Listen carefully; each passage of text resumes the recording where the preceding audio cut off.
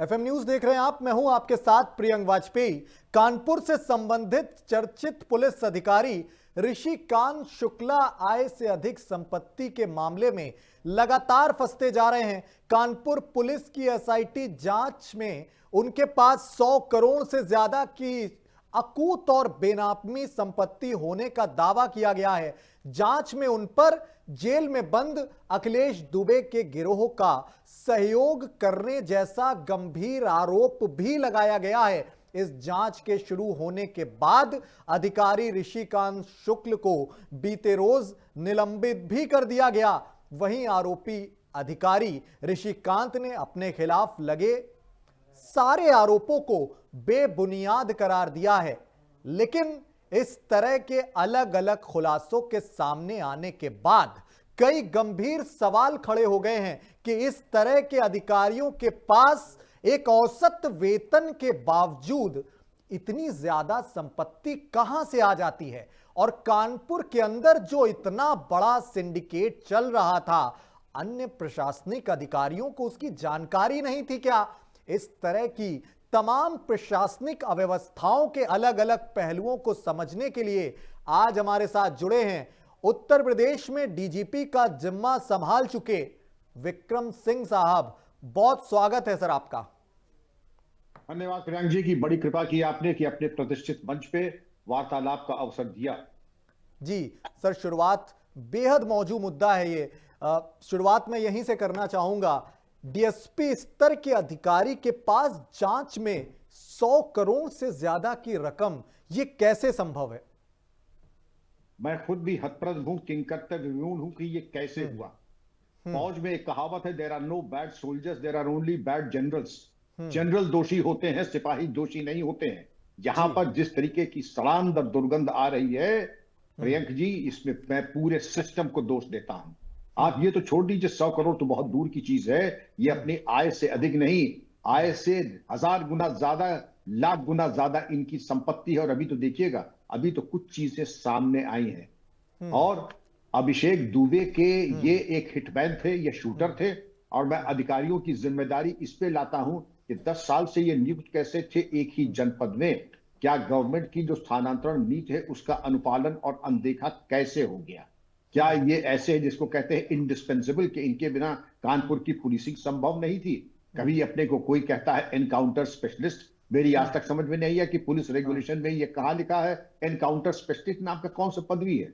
अपने आप को फिल्मी अंदाज में दबंगम सिंघम की तरीके से आप देखेंगे। इनकी भी एक रील मैंने देखी, कंधे पर एक कैरी पोजीशन में कोई बंदूक लेकर के चल रहे हैं। और हमें यह भी पता लगा कि इनको आउट ऑफ टर्न प्रमोशन भी मिला है। अब उसकी आड़ में अब इन्होंने कौन कौन से गुल खिलाए, कितने लोगों के हाथ में थे। अभिषेक दुबे से कहने पर इन्होंने कितने लोगों को बेघर किया, लोगों की प्रॉपर्टी पे कब्जा किया। और जिस प्रकार से इन्होंने संपत्ति अर्जित की, ये देखिए कि वरिष्ठ, ये दिखा, इसी फोटो को मैं कह रहा था। तो इन हजरत की आप भाव भंगिमा देख लीजिए, इनकी बातचीत करिए कि ये अपने को बेगुनाह कह रहे हैं। बेगुनाह अगर आप है, ये गुनहगार है, ये तो बात की बात है। लेकिन मेरी सरकार से ये सिफारिश होगी, विभाग से ये सिफारिश होगी कि ऋषिकांत शुक्ला को तुरंत बर्खास्त करें। अनुच्छेद 311 में प्राविधान ये है कि आप बर्खास्त कर सकते हैं और जब जांच होगी तब होगी। और इसके अलावा इनको जेल भेजने का इंतजाम होना चाहिए। और अगर 50 साल से उम्र ऊपर है तो जबरन आप इनको सेवा मुक्त कर सकते हैं। लेकिन केवल निलंबन इतने बड़े आरोपों के लिए पर्याप्त नहीं है। और ऐसे कितने उदाहरण मैं आपको बता दूं कि कितने अधिकारियों को पहले बर्खास्त किया जाता था और छोटी छोटी चीजों पे। मैं आपको एक उदाहरण दे रहा हूं कि एक आईपीएस अफसर जापान गए थे प्रशिक्षण में, लौट करके आए, एक कैमरा ले आए और उसकी ड्यूटी नहीं भरी, केवल यही दोष था। आप बताएं उनके साथ क्या हुआ? बर्खास्त कर दिए गए। अगर ऐसे बर्खास्त होते थे, 100 करोड़ कमा रहे, ये इनको क्यों पाला जा रहा है? यही क्या कम है कि इतने दिनों तक इन्होंने आय से लाख गुना ज्यादा संपत्ति अर्जित कर। एक तथ्य गले से नहीं उतर रहा है। एक अधिकारी के पास 100 करोड़ से ज्यादा की रकम, सिर्फ अखिलेश दुबे से उसके साथ उसका नाम जुड़ना। अगर सिर्फ इसको रिश्वत से जोड़कर पल्ला झाड़ लिया जाए तो कितनी ही रिश्वत ली जाएगी जो 100 करोड़ का अंबार खड़ा हो जाएगा। इसके पीछे एक बड़ा नेटवर्क भी है जिसमें सिर्फ ये ऋषिकांत नहीं, उनके समेत कई अधिकारी और भी होंगे। प्रियंक जी, पुलिस अधिकारी कंपटीशन दे के आते हैं और सामान्य बुद्धि, मेधा, प्रज्ञा से बहुत अच्छी उनकी पकड़ होती है। मैं ये मानने को तैयार नहीं हूं कि वो समझ नहीं पाया कि ये हजरत जो हैं इनकी इतनी बड़ी रिश्वत है। और अगर आप पकड़ना चाहें, आज आपके पास तमाम टूल्स है, मशीन लर्निंग है, एआई है। आप जितने भी इनके रिश्तेदार हैं उनके पैन कार्ड आप डाल दीजिए सर्च पे और मालूम पड़ जाएगा किसकी कहां रजिस्ट्री हुई है, किसने कहां कब्जा हुआ है। ऋषिकांत शुक्ला जो है, इसकी संपत्ति के बारे में दूसरा है, वरिष्ठ अधिकारियों की जिम्मेदारी होती है, इसको कहते हैं चेहरा पढ़ लेना। एक अधिकारी जब आता है उसको देखता है कि उसके कॉलर वर्दी के घिसे पिटे हैं, जूते में पैबंद लगा हुआ है और उसकी वर्दी भाव भंगिमा ऐसी। लेकिन अगर ऋषिकांत रोलेक्स घड़ी पहन के, मैं ऋषिकांत उठाने, कोई भी अधिकारी आता है, रियल लाइफ बता रहा हूं, अगर सोने की चेन या कार्टियर का ब्रेसलेट और इस तरीके की महंगी घड़ियां, और मालूम पड़ा कि बाहर एक 4 व्हीलर जैसे फॉर्च्यूनर आदि है उससे आया है, तो सबसे पहले अगर अधिकारी जरा सा भी अपने काम के प्रति गंभीर होगा कि आप लिविंग बियॉन्ड मींस, आय से अधिक संपत्ति का मैं प्राइमरी केस आप समझता हूं, आपको करता हूं निलंबित, आपकी जांच होगी और ड्यूटी पे तब आइएगा जब आपकी जांच पूरी हो जाएगी। ये सब बर्दाश्त करने योग्य नहीं है कि आप चलती फुर्ती सोनार की दुकान की तरह से भाव भंगिमा लेकर के आप आए, फॉर्च्यूनर गाड़ी या आप मालूम पड़े वॉल्वो पे बैठ करके आप जा रहे हैं अधिकारियों से मिलने, तो वहीं पर अधिकारी को चाहिए कि इनको रगड़ दें और एक नजीर कायम कर लें। ये आपने बिल्कुल सही कहा, ये केवल रिश्वत ही नहीं, प्रॉपर्टी, धन उगाही, जबरन धन वसूलना और प्रोटेक्शन मनी लेना, फर्जी इनकाउंटर की धमकी देना, रिश्वत के कई आयाम और रिश्वत के कई तौर तरीके इन्होंने बनाए, जिसमें जबरन धन वसूलना और प्रॉपर्टी में निवेश करना, और झगड़े की प्रॉपर्टी अगर कहीं कोई पारिवारिक विवाद हो उसको, जैसे कहते हैं बंदर बांट, उसको अपने कब्जे में ले लेना। ये तमाम चीजें, वरना आर्यनगर ऐसे मोहल्ले में 11 दुकानों का होना ये अविश्वसनीय है। वहां किसी भी पुलिस अधिकारी की, मैं जब कह रहा हूं किसी भी, वहां डीजीपी की भी हैसियत नहीं कि एक दुकान ले सके आर्यनगर में। और शशिकांत के पास हैं 11 दुकानें, तो क्या ये दिखाई नहीं पड़ता है? आप अगर जनता को एक जिले में, प्रियंक जी, 5 एजेंसीज रहती हैं, विजिलेंस, एंटी करप्शन, आपकी लोकल इंटेलिजेंस यूनिट, आपकी स्टेट इंटेलिजेंस यूनिट, आपकी और तमाम इंटेलिजेंस यूनिट्स हैं। जनता के सैकड़ों लोग, पत्रकार बंधु मिलते हैं, कहीं पत्ता भी हिलता है तो अधिकारी को मालूम पड़ जाता है कि आज क्या हुआ है।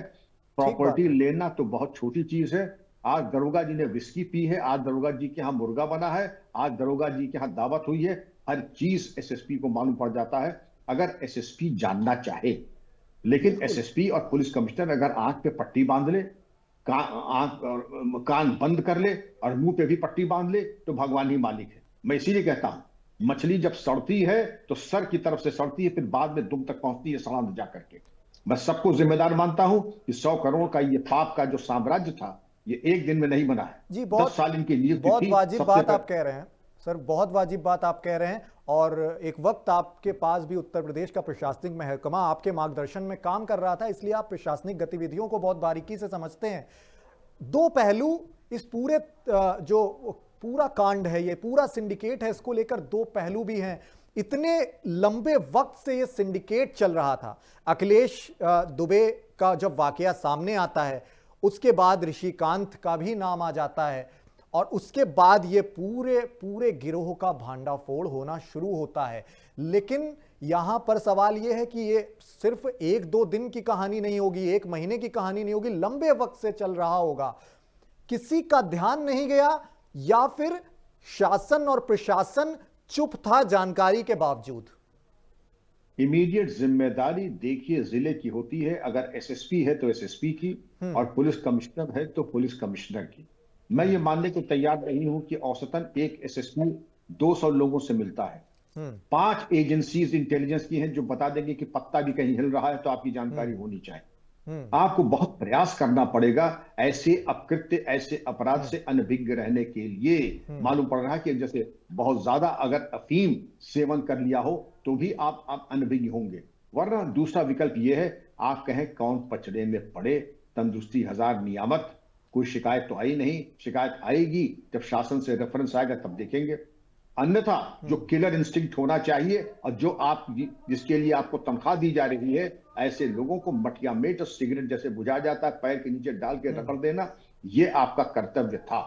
क्यों नहीं हुआ 10 साल तक? ये कैसे ऋषिकांत जी अपना जो ऋषि तत्व बढ़ाते रहे, ये भी एक विचार। तभी मैं कहता हूं इसकी जांच केवल ऋषिकांत की नहीं होनी चाहिए, 10 साल से वहां बने कैसे रहे और जितनी भी शिकायतें आई उनका निस्तारण भली भांति क्यों नहीं किया गया, उन सब अधिकारियों की भी जांच होनी चाहिए। और जब अलग अलग मीडिया रिपोर्ट्स खंगाल रहा था मैं, तो यहां पर शासन की ओर से भी चुप्पी ही देखने को मिल रही है पूरे मामले पर। यहां पर भी सवाल उठता है और उनकी जो तस्वीर एक वायरल हो रही है, जो हम लोग भी चला रहे हैं कंधे पर बंदूक लिए, ये किसी प्रशासनिक अधिकारी की बॉडी लैंग्वेज तो नहीं ही है, ये किसी गिरोह से जुड़े शख्स की बॉडी लैंग्वेज मालूम पड़ती है।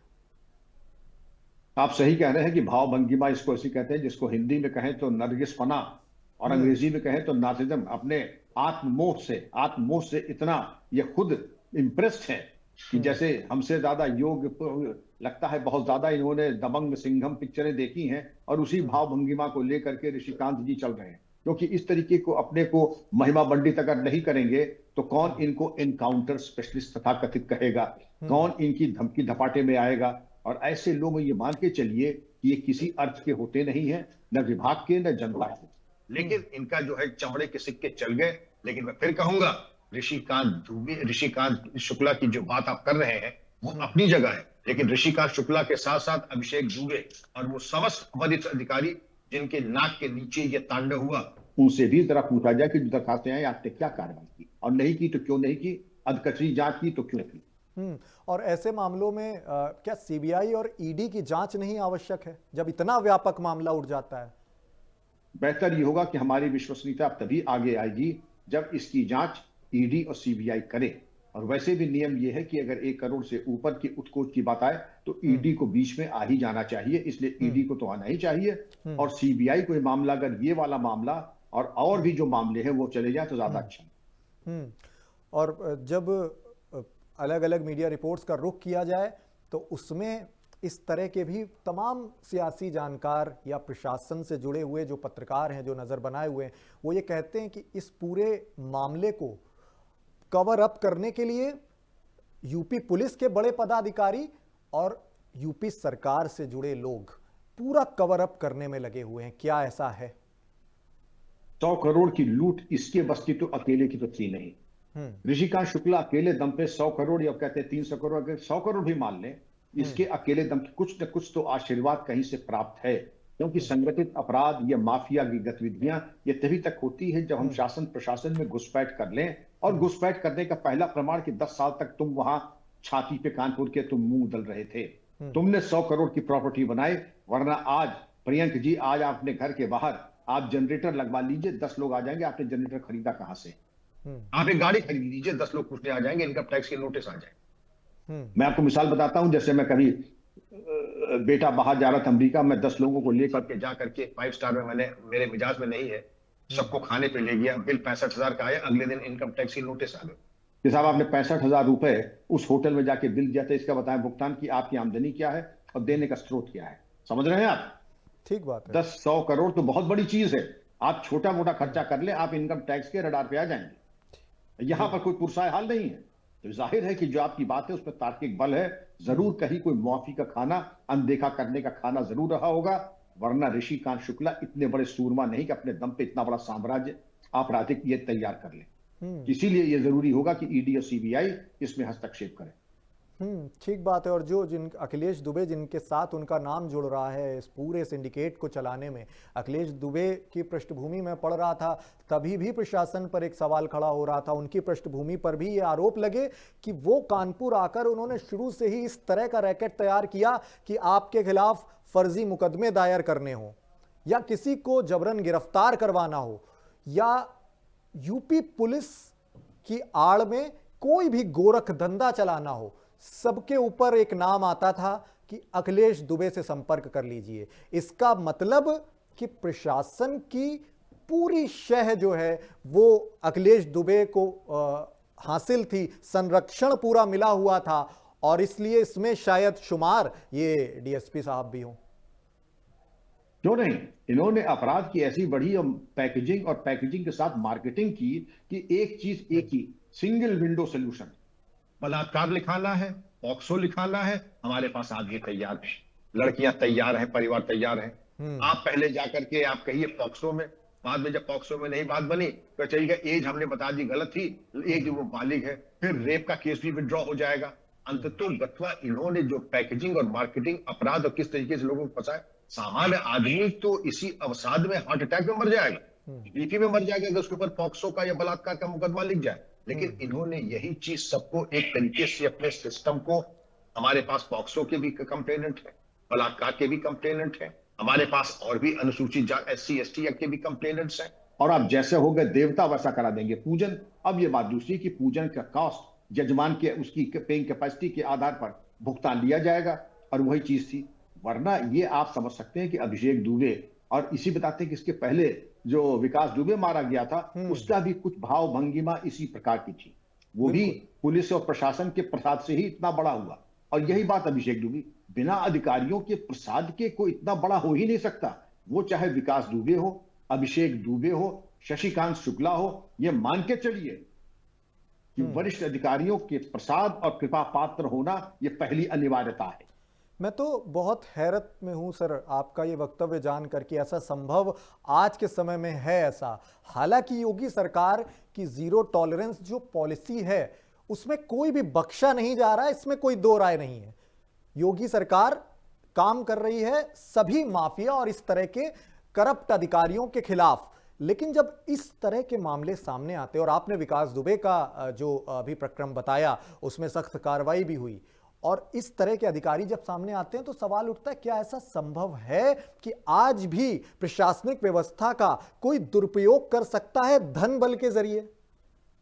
मैं आपकी बात से 100% नहीं 200% सहमत हूं। कम से कम योगी जी के राज्य में यह कोई नहीं कह सकता कि योगी जी ने कभी भ्रष्टाचार को या किसी गलत चीज को संरक्षण दिया हो या बर्दाश्त किया हो। जीरो टॉलरेंस तो है ही है, लेकिन कुछ लोग आदत से मजबूर होते हैं, कुछ लोग अपनी आदत से, कि हैबिचुअल ऑफेंडर्स, हमें आदतन रिश्वत लेनी है तो पीठ पे चाकू तो कोई भी भोग सकता है। और वही ऐसे अधिकारियों ने किया है कि योगी जी के विश्वास के साथ विश्वासघात किया। मैं विश्वासघात कह रहा हूं, बड़ा कठोर शब्द है, लेकिन मैं इससे भी कठोर इस्तेमाल करना चाहता हूं।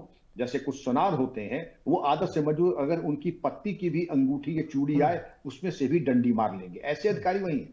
योगी जी ने विश्वास करके आपको महत्वपूर्ण पद दिया, बनस्पत इसके कि आप कर्मयोग करके, इबादत करके, जनता के आंसू पोंछ करके अपने कुल और वंश को धन्य करें। आपने वो न करके आपने योगी जी के साथ विश्वासघात किया, सरकार के साथ विश्वास किया, पुलिस की वर्दी के साथ विश्वासघात किया। और मैं चाहूंगा कि अगर 50 से ऊपर है तो जबरन रिटायर किया जाए, अन्यथा इनको अनुच्छेद 311 के अंतर्गत सेवा मुक्त किया जाए।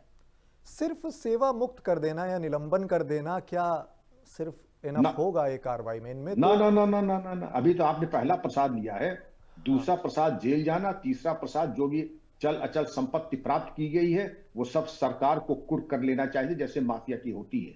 ये 3 काम तो जरूरी है, बर्खास्त, जेल और संपत्ति अटैच हो जाना। और अगर संपत्ति अटैच करने में दिक्कत हो रही है तो धारा 14(1) गैंगस्टर एक्ट का मुकदमा लिखिए, उसके अंतर्गत कुर्क कर लीजिए। और सिर्फ इन पर ही इस तरह की धाराएं लगाकर इन्हें अंदर किया जाए, या फिर इंटेलिजेंस भी, पूरी इंटेलिजेंस का भी पूरा फेल्योर देखने को मिल रहा है। अगर इंटेलिजेंस के पास ये जानकारी थी तो उन पर सवाल हैं कि छिपाए गए, और अगर जानकारी नहीं मिली तो इंटेलिजेंस की कार्यशैली पर भी सवाल उठेंगे। ये मैं मानने को तैयार नहीं हूं कि इंटेलिजेंस नहीं मिली होगी। इंटेलिजेंस जरूर गई, तभी मैं कहता हूं कि सारे दस्तावेज खंगाले जाएं। इंटेलिजेंस जरूर मिली होगी, नजरअंदाज किया गया होगा, लोगों ने दरखास्त दी होंगी, नजरअंदाज किया होगा। और 10 साल का काल बहुत बड़ा होता है। एक बच्चा जो पैदा हुआ है वो मान के चलिए कि 10 वर्ष का हो गया, वो किस क्लास में आ जाएगा समझिए 10 वर्ष में। और 10 वर्ष में दिखाई पड़ा कि शशिकांत शुक्ला के खिलाफ कुछ हो नहीं रहा, अभिषेक जो कुछ हो नहीं रहा है, तो हताश होकर के फिर जनता भी हार मान जाती है। लेकिन इस पाप का प्रायश्चित तभी होगा जब ये बर्खास्त हो, जेल जाए, इनकी चल अचल संपत्ति कुर्क की जाए और एक एक कागज का की जाए। और जो भी वरिष्ठ अधिकारी हो, किसी विभाग का हो, IPS हो, SP हो, DIG हो, ADG हो, DG हो, जिसने भी ऐसे पापियों का साथ दिया है उनके साथ भी कठोरतम कार्रवाई हो। कोई भी किसी भी स्तर का अधिकारी हो, कार्रवाई होनी चाहिए। आप ये बहुत मौजूद तथ्य कह रहे हैं। नहीं, कार्रवाई नहीं, और हम चाहेंगे 3 हफ्ते में 21 वर्किंग डेज में हो, क्योंकि उसके बाद अगर होगा संदेश यही जाएगा कि हम या सरकार गंभीर नहीं है इसके प्रति। इसमें तो किलर इंस्टिंक्ट होना चाहिए। किलर इंस्टिंक्ट का मतलब ही यही है कि हाँ, आप बिल्कुल नेस्तनाबूद कर दें। हाँ, एक नियम इसमें और ज्यादा खटकता है, आईपीएस और पीपीएस अधिकारियों के बीच जो जवाबदेही का फर्क है, क्या वो इस तरह के मामलों को बढ़ावा देता है? बिल्कुल नहीं। सिपाही से लेकर डीजी तक की सबकी जवाबदेही है। अगर भ्रष्टाचार, कदाचार, अनाचार, दुराचार, व्यभिचार में रहेंगे तो बर्खास्ती होना चाहिए। इसमें कोई भेदभाव नहीं है। यूनिफॉर्म का मतलब ही यूनिफॉर्म, सिपाही टू डीजीपी। ठीक है सर, बहुत शुक्रिया अपना कीमती वक्त निकालने के लिए, और बहुत आपने निष्पक्ष तरीके से हमेशा की तरह इस पर अपनी बात रखी, और हम इस बात से आश्वस्त हैं कि योगी सरकार अपनी जीरो टॉलरेंस पॉलिसी के तहत इस तरह के भ्रष्ट अधिकारियों पर सख्त कार्रवाई करेगी, जैसा कि हमेशा करती आई है। मैं प्रियंक वाजपेयी हूं आपके साथ। शुक्रिया, नमस्कार।